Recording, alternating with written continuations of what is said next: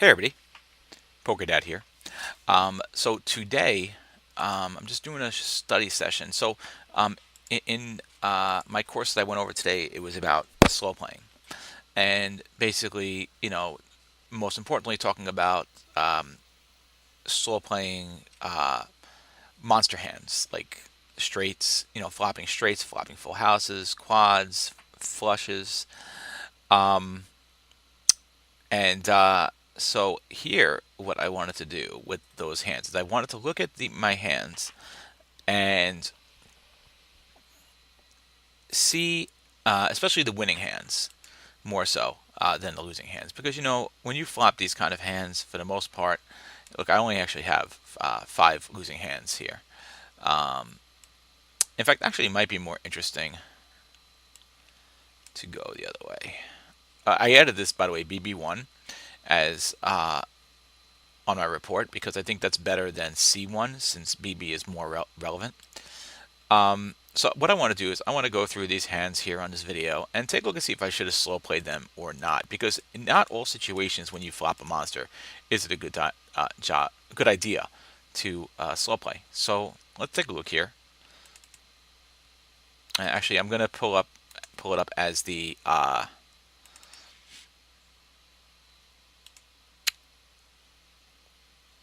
I always feel like pulling up the hands replayer is the better way to do it. And actually, if we do replay all hands in report, it makes it even better. So then we don't have to go clicking around. So let's take a look here at this first hand. Let me actually change the money to BB because that is just, I feel, is more relevant than the limits that we're playing at here. Now I will say if I have HUD stats or not, but most of the sites I play on, HUD stats are kind of irrelevant. But the HUD stats really come into play in any hands I've played on America's Card Room, which I don't even play on there anymore anyway. So here I have Ace 7 of diamonds, and there's actually a 3-bet here. So we're both over 100 big blinds, and I do call it here, and I'm out of position. And here I flop a full house. So this is something that I do not think I should be slow playing here. The reason why I don't think I should be slow playing is because the 7 makes my full house. So this actually is a vulnerable hand. If an ace comes out here, my opponent could very likely have an ace. He did 3-bet. If he has something like ace queen or ace king or something like that, and an ace comes out, now he's gonna have a better full house. So this is something here that I absolutely should not be. I should not be slow playing. So the question is, do I donk out here or not and let him c-bet? Well, this particular player is c-betting 58% of the time. That's a pretty low frequency. So I think because of the fact that he's only c-betting 58% of the time, slow playing again is just not going to be the right play here because he might not bet, and then again ace comes out. Now we're in just a tough situation. If he has an ace, we have a worse full house. So I hope I do bet here. I don't. So I believe that's definitely a mistake. I should have definitely bet out here. And if he does have an ace, he's definitely calling. He's not going to be folding an ace here. And he puts in a half pot bet, and and then I just call it. Again, I don't like the slow play here. I definitely feel like a raise would have been the right play here because my hand is vulnerable. See, I don't want to slow play. You shouldn't be slow playing when your hand is vulnerable. My hand is definitely vulnerable here. Queen comes out, which, I mean, it doesn't change too much at all for me. It's probably better that a queen came out because if he has ace queen, now he has 2 pair. But I do have to fear if another queen comes out, and if he has ace queen, then he definitely has a better full house than me. Here I check, and he bets a little bit over half pot here at 25 big blinds. And again, I just call. Again, I don't understand why I really am slow playing this, and I don't like it. If I'm not going to raise on the flop, I definitely should be raising on the turn because I might not get value on the river because I'm going to feel. See, if I raise here, okay, now if I lead the river, it makes a lot more sense. Where if I call and now I lead the river, there's a good chance this guy's not calling me. Okay, he's a 28-23 player. He's a reg. He's probably not calling me. So a raise would have made a lot more sense here. Again, I don't like the slow play. I should have been betting leading out to begin with to start. But and again, if he has an ace, he's calling me. Now, if he has ace queen, he's calling me. So it's not like I wouldn't have gotten calls, and I would have still continued to have the initiative. And now a5 comes out. So a5 comes out here, and by the way, just another thing to keep in mind how vulnerable this hand is. Okay, is let's say he has pocket queens. Well, pocket queens will beat my full house because he will have queens over sevens where I have sevens over aces. Another thing to keep in mind. There's a very slim chance because there's only one combo of aces he could have that beats me already. If he has a set of fives, then we're better off than he is. But he could have pocket queens, which is very possible. I mean, if you remember, he did three bet us here, so that is also possible as well. Another reason why I should not have been slow playing this hand, because my hand is very vulnerable. I decide to check here again. And now he decides to shove me all in. And I can't fold the full house here. And let's see what he had. And he had aces. So in this particular situation here, it wouldn't have mattered because he did have literally the one combo of aces that he could possibly have. And we both flopped a full house. But still, regardless of the outcome, I don't believe I should have slow played this here because my hand was completely vulnerable. It just so happens that he flopped literally the one hand on that particular flop that could beat me. So because he couldn't have pocket sevens, of course, pocket aces literally is the only hand on the flop that he could beat me. And ironically, we both slow played this in a way because he was betting pretty small to keep me in. Next hand here we have jacks. And let's see this hand. Okay. We have stats for this hand. So anyway, so we open a raise here, of course, from under the gun. And we get a 3-bet from the cutoff. And we do decide to 4-bet him with our jacks. And he 5-bets us. And we call the 5-bet. And we flop a full house. And again, this is a very vulnerable full house because we can easily say maybe our opponent has something like ace king that he 5-bet. King queen suited, maybe he 5-bet. Unlikely, but it's possible. This opponent 2-turn hands only 3-bet once. So king queen is probably not possible, but ace king is definitely a possible hand that we need to be a little bit worried about here. So definitely a reason that we should not slow play these jacks here. And we do.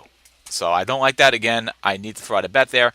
Also, here's another reason. I'm going to go back for a second. Another reason why we shouldn't slow play this is look at the stacks. We have 40.8 big blinds left. And there's 121.40 big blinds left in the stack. So this is an all-in situation because of the SPR here. We have less than one SPR. So really here we should just be shoving our 40 big blinds left. No reason to slow play 40 big blinds here. So just go all in. And you know what? If he has a king, he's going to call. So, and he may call a lot of his holdings. Maybe he has aces. Maybe he could always have aces. He 5-bet us. Maybe he's got queens. He's going to call those hands. So no reason not to just shove right here. We have 40 big blinds into 121 big blind pot. Definitely should just be shoving here. I don't like the check. And he checks as well. So now what has happened is we are going to give him a free card. And that makes our full house even more vulnerable here. A six comes out, which a six doesn't hurt us at all. If he has pocket sixes, we do have a better full house than him, and I don't think six really changes the betting too much. So again, this is a spot here. I might as well just shove it, and I finally do shove it. I should have done that on the flop, and he does call it. So see, he would have called this on the flop, but we let him see a free card, even though the card ends up not being that significant. And there it is, showing our vulnerability here and why we should not be slow playing. We end up getting a king here. So see, I flopped this here. If I would have fast played it, maybe he folds it. But we gave him an opportunity to see a free card, gave him great equity. He may have called it. Let's see what he had. And he had ace ace. All right. So the king, of course, is really unlucky. The king, of course, is really unlucky because it gives him the full house on the river. But even say the king does not come out, again, we fast play it here, he's going to call it. Now, as it turned out, we did this on the turn, but we really should have did that on the flop. So we would have gotten it in anyway. And again, if he would have just had a king, would have had something, ace king or something like that, then we could have taken his stack. Unfortunately, we got unlucky here, which for the most time is going to happen when you have a full house. But in these first two instances, it was not lucky. It wasn't that it wasn't unlucky. It was just that. Well, this was actually no. This is unlucky and it's unfortunate. But it wasn't. This didn't happen because of bad play, but it can happen because of bad play by giving a free card. Because we know if we shove all in on the flop, he's going to call anyway, and this would have happened regardless. But we still should have done that on the flop. SPR into effect and vulnerable hand. Here we have 10-9 suited. And we raise it up from under the gun.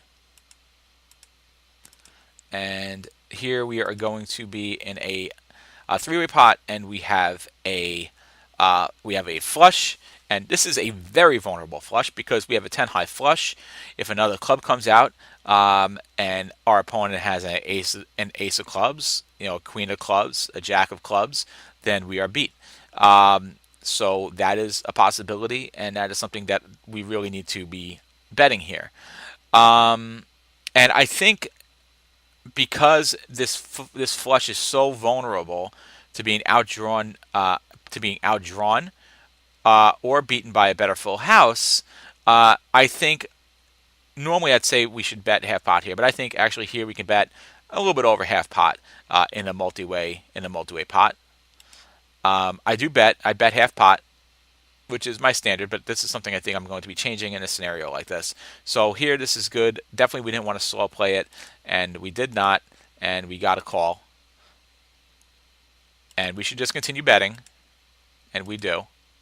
And there's what we were worried about. We were worried about that fourth flush card coming out, the fourth club, which is why we didn't slow play it.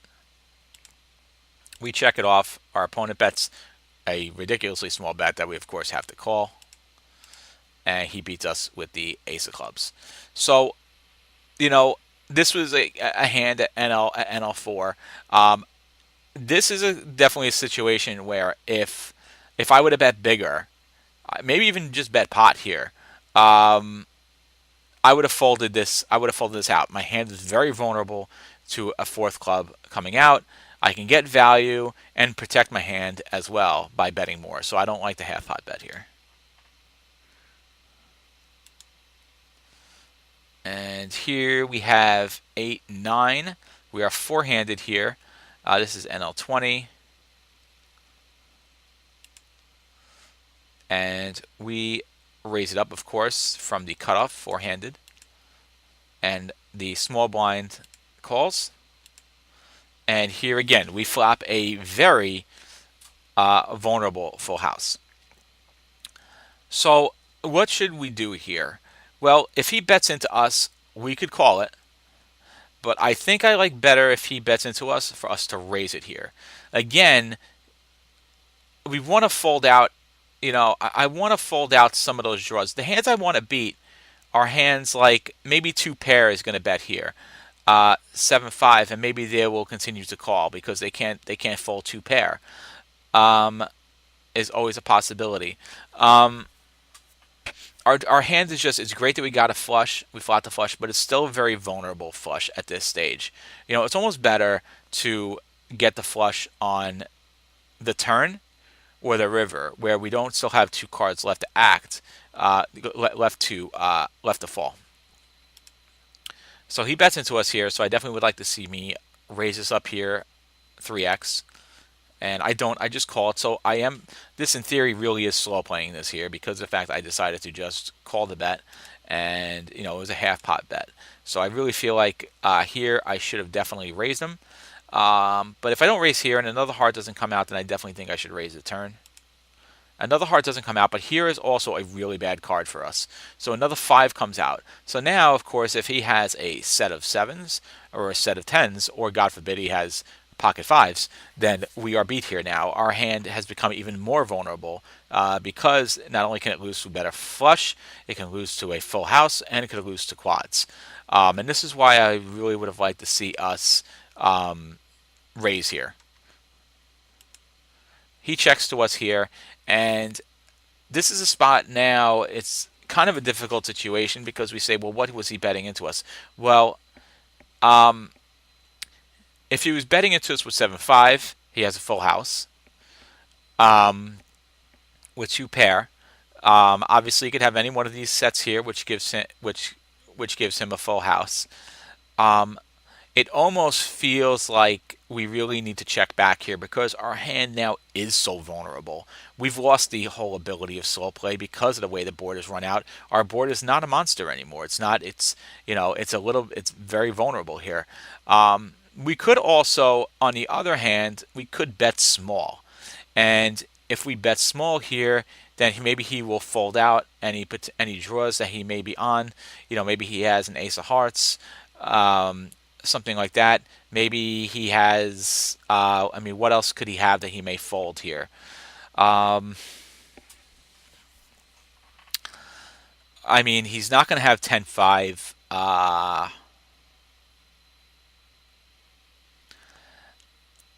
mean, we could also be getting value from any pocket pairs he may have too. If he has, let's see, he called me, so he's not going to have hands above 10s. He won't have Jack plus, Jack plus.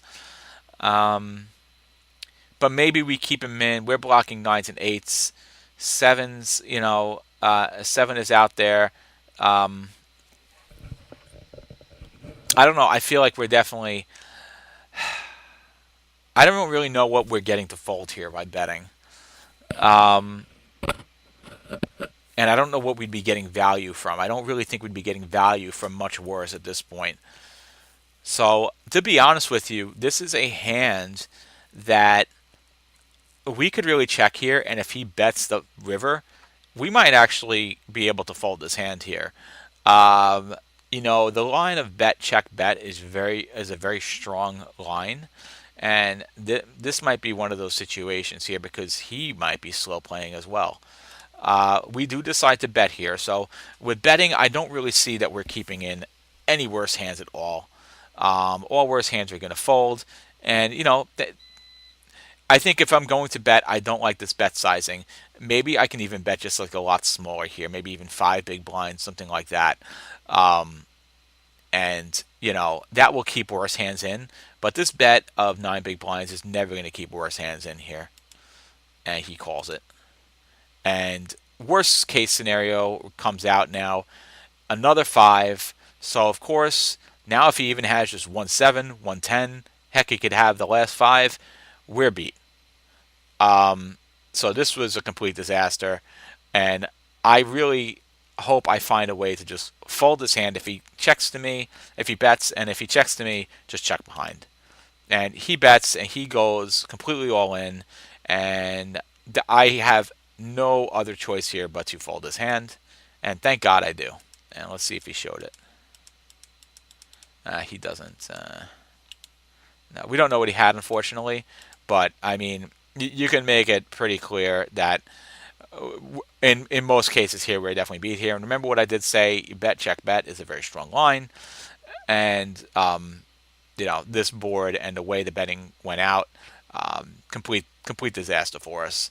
flopping a nice made hand like that.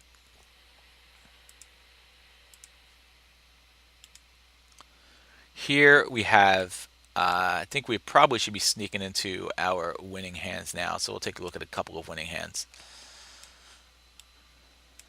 This was played at NL20 as well.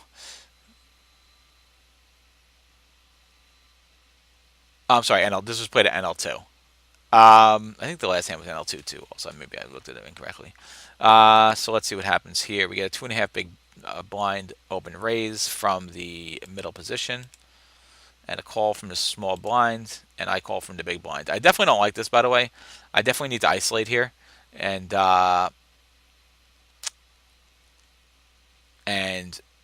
get one of these two out. I don't like calling this here with king queen in the big blind. I would have liked to see myself, bump it up 4x here. But either way, we flop a straight. Obviously, this straight is incredibly vulnerable.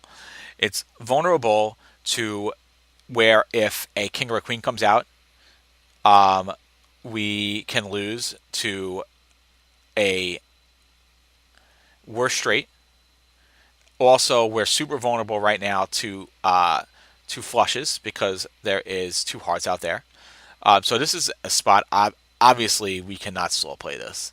We need whoever's on draws. We need to get them to. We need to get them to fold, and we need to get value from maybe a set of 9, a set of 10, a set of jacks. Now, a set of jacks and a set of 10s is probably unlikely here. The only player that might have that, a set of jacks or a set of 10s, is going to be this player here. We also do have 2 pair possibilities.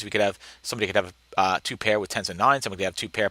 Really, any of these hands here, there are a bunch of 2 pair combos that these players could have as well. So definitely a great. Not only is our hand vulnerable to potentially being sucked out by a flush, but also we can get value here from worse hands. So betting is the right play, and I would like to see myself bet more than half pot to get those draws to fold out, and we can focus on the better beating the better hands.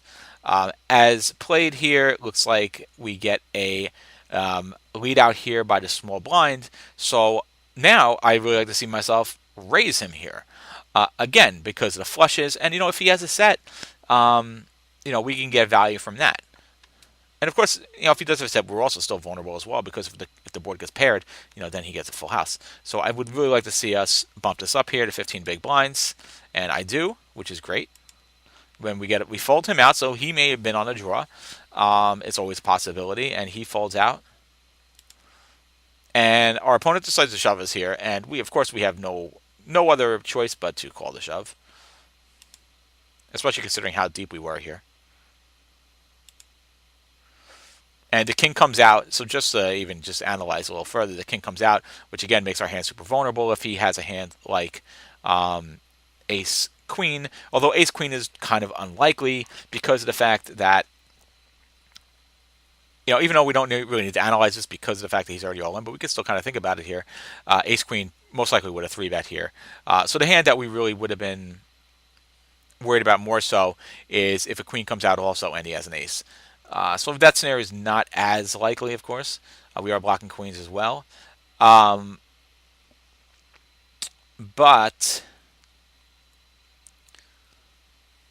I lost my train of thought. I mean, that's the only spot where we're really too worried about the king, but the king does also devalue our straight a little bit as well. And a 6 comes out, which does absolutely nothing.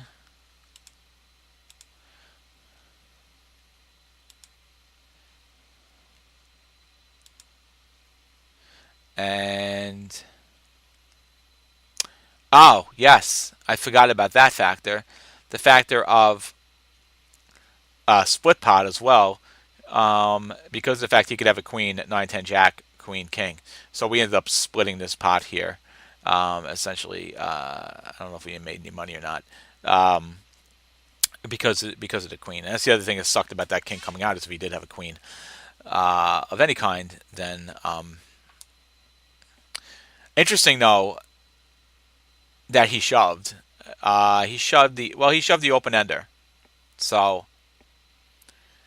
I don't know if I would have done that, but it worked out for him. Well, it didn't really work out for him because it was a split pot, and this guy folded on the flop anyway. All right, let's look at this Jack Queen here. Jack Queen, get a raise. I raise it up with Jack Queen. Um, I don't like that raise at all. That's a little bit too loose. Maybe I was playing pretty loose this particular day. Queen Jack off, I think, is too loose from under the gun. If I'm playing more of a lag style, okay.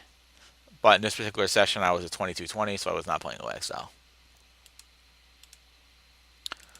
And we go four ways, and four ways with Queen Jack kind of sucks. We flop the nut straight, which is great, but it is a vulnerable hand because of the fact that we have two spades out there. So we can definitely be outdrawn by a flush. So let's see what happens here. Checks to me, so I definitely would like to see myself bet about 8 big blinds here. I bet 6, so I don't like that because that 6 big blinds is going to keep those draws in, and we'd like to get those draws to fold here and just focus on beating hands like Ace 10, Ace King. I don't expect to see here because of the fact that nobody 3-bet, but Ace 10 is always a possibility. Plus anybody just somebody has an ace, they're going to be calling. Maybe somebody has a king, they're definitely going to be calling an 8 big blind bet. They're not going to be too worried about me having a straight, I don't believe. So I would like the 8 big blind bet here. And again, we are four ways too, so we get a raise here, which is interesting, of course. So this raise could definitely be representing something like an Ace 10. Also, I've also seen, this is NL4. I've seen NL4. I've seen NL4 players not raise pre-flop with Ace King, which I don't know why. They just don't know. I don't know. So here I decide to shove, and I think shoving is definitely the right play here. Let's just get it all in now. If somebody wants to chase a draw, they're going to fold, and we still can beat those 2 pair hands. And we do get a call here. A king comes out, which of course is not great for us because let's just say he didn't 3-bet with pocket tens. Now he has a full house, even though it's kind of unlikely of a scenario. Still, the king, I don't love it, and a 5 comes out, which is pretty insignificant. And our opponent had Queen Jack also, and we just split the pot. I guess this is the split pot scenario, the split pot scenarios. All right, well, this shouldn't be a split spot. If somebody else has 3-3 also, I mean, that's kind of wacky. So we get a min open raise from the button, and of course we're going to call it with our pocket threes. And so this is definitely one of those interesting situations. Obviously, this hand is incredibly vulnerable. In fact, you don't even want to look at this hand as a full house because anybody with a pocket pair has a full house. So this is a tough spot here. We were not the aggressor. It's really going to depend on bet size here. So let's see. We decide to lead out with the bet.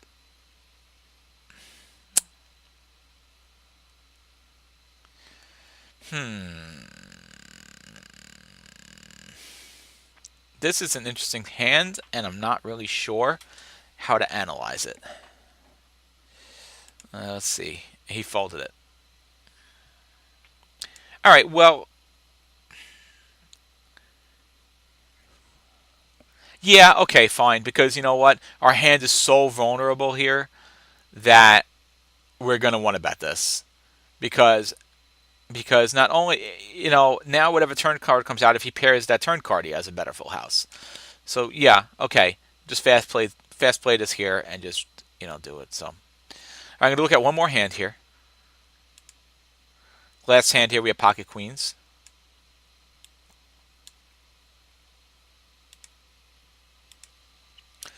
And I open it about 2.4 big blinds. And we get a call. And we do flop a great full house here. So this is an interesting situation where our hand really isn't really vulnerable. It's going to be hard for us to get beat on this board.